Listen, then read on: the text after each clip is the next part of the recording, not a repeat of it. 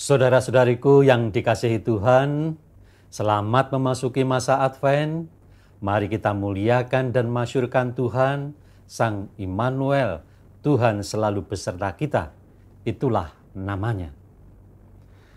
Kalau Sang Immanuel, Tuhan Allah selalu beserta kita, apa yang terjadi? Yang terjadi adalah kerajaan Allah ada di antara kita. Maka ketika kita menyambut Sang Immanuel, Tuhan beserta kita, maka kerajaan Allah itu ada di dalam hati kita.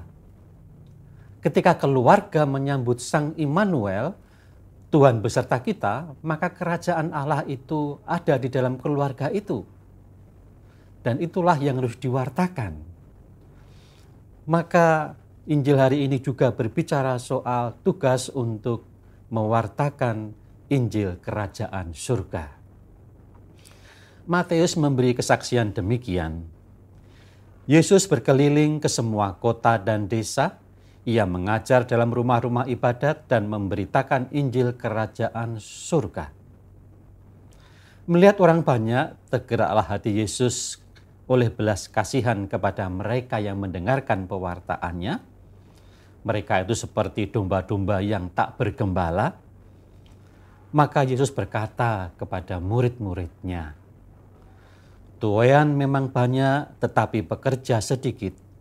Karena itu mintalah kepada yang empunya tuaian, supaya ia mengirimkan pekerja-pekerja untuk tuaian itu." Kalau pekerja datang kemudian tidak memiliki keterampilan, untuk apa? Kalau pekerja itu kemudian datang dan tidak memiliki semangat, untuk apa? Tidak akan terjadi apa-apa, bukan?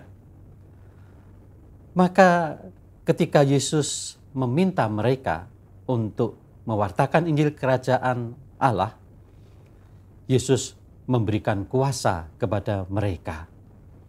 Dia berkata demikian, "Pergilah dan beritakanlah kerajaan surga sudah dekat.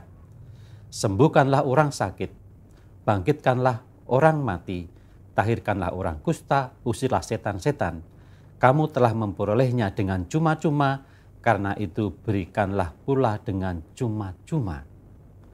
Tetapi kalimat itu didahului oleh peristiwa Yesus memanggil ke-12 muridnya dan memberikan kuasa kepada mereka untuk mengusir roh-roh jahat dan melenyapkan segala penyakit dan segala kelemahan. Maka yang diterima bukan perbuatannya, yang diterima secara cuma-cuma adalah roh. Rohlah yang memampukan untuk mengusir. Rohlah yang memampukan untuk mentahirkan. Rohlah yang memampukan untuk berbicara dan memberi kesaksian. Maka betapa pentingnya pada masa Advent ini kita berdoa. Pada masa Advent ini kita berpuasa. Maka betapa pentingnya pada masa Advent ini kita bersaudara dalam iman, bersekutu dalam iman. Karena rohlah yang akan bekerja ketika kita berpuasa, berdoa, bermati raga, berkumpul dan bersaudara. Mari kita sungguh menyiapkan diri kita memasuki masa Advent ini dengan semangat. Tuhan berdoa bersama kita. Amin.